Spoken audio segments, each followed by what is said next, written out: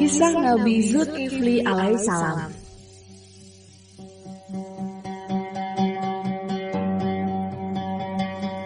Nabi Zulkifli alaihissalam hidup pada masa kekuasaan Raja Ilyasa. Raja Ilyasa ini adalah seorang raja sekaligus nabi yang memerintah secara arif bijaksana. Oleh karena Raja Ilyasa tidak memiliki keturunan, maka ia mengadakan sayembara untuk mencari penerus dirinya. Syarat yang diajukan adalah sang raja pengganti kelak harus mampu berpuasa di siang hari, beribadah di malam hari, dan harus mampu menahan amarah selama memerintah sebagai raja. Seluruh rakyat yang mendengar persyaratan tersebut merasa tidak sanggup, kecuali satu orang yang bernama Bashar. Bashar atau Bashiran lahir di Irak. Sejak kecil ia dikenal sangat ramah, tidak pernah berbohong, ahli ibadah, ulet dan selalu mencegah perbuatan mungkar. Selain itu, pendiriannya tidak mudah goyah. Tingkah lakunya mencerminkan kebaikan dan kebenaran, serta semua janji yang ia ucapkan senantiasa ditepati, sehingga semua orang senang bergaul dengannya. Berkat kemuliaan sifatnya inilah ia mampu memenangkan sayembara yang diadakan oleh Raja Ilyasa. Oleh karena Bashar selalu melakukan kebaikan saat melaksanakan tugas-tugas yang diamanahkan kepadanya, maka Raja Ilyasa memberinya gelar Zulkifli yang berarti orang yang sanggup. Nabi Zulkifli alaihissalam merupakan putra dari Nabi Ayub alaihissalam. Seperti ayahnya, Nabi Zulkifli alaihissalam memiliki kesabaran yang luar biasa.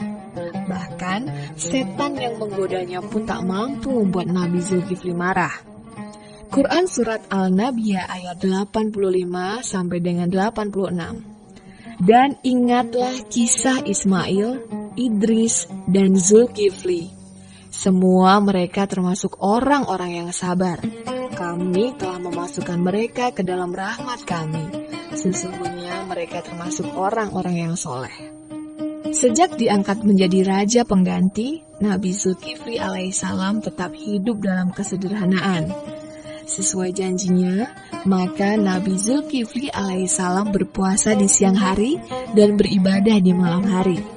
Suatu hari, Nabi Zulkifli alaihissalam merasakan kelelahan yang teramat sangat.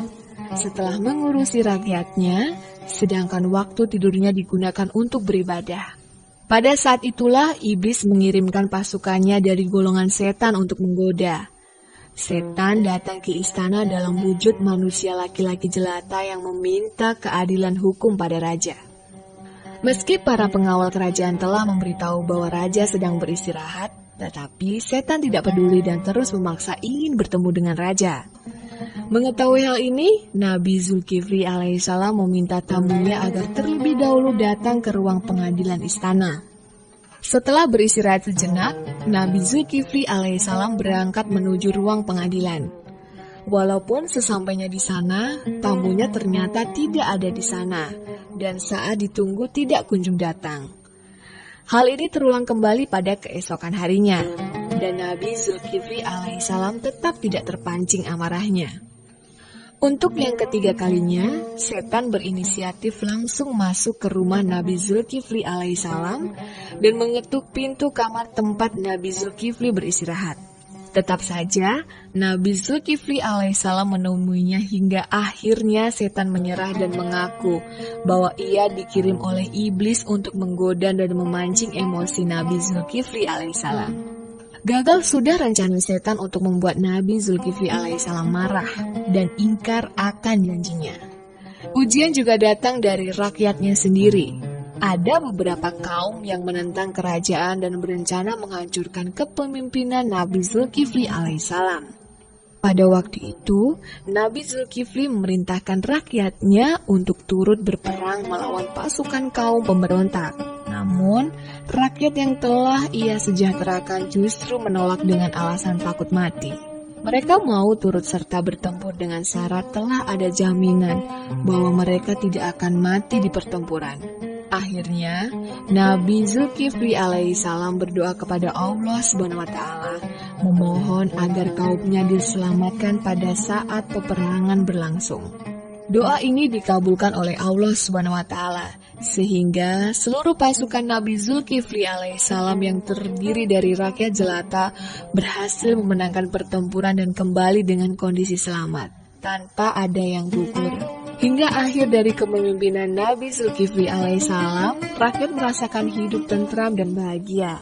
Peninggalan Nabi Zulkifli masih bisa disaksikan di seluruh kota kecil bernama Kilf di selatan Baghdad. Di antara kota Hilah dan Najaf, di tepi sungai Efrat, terdapat makam. Makam tersebut diyakini oleh para penduduk sekitar sebagai makam Nabi Zulkifli alaihissalam.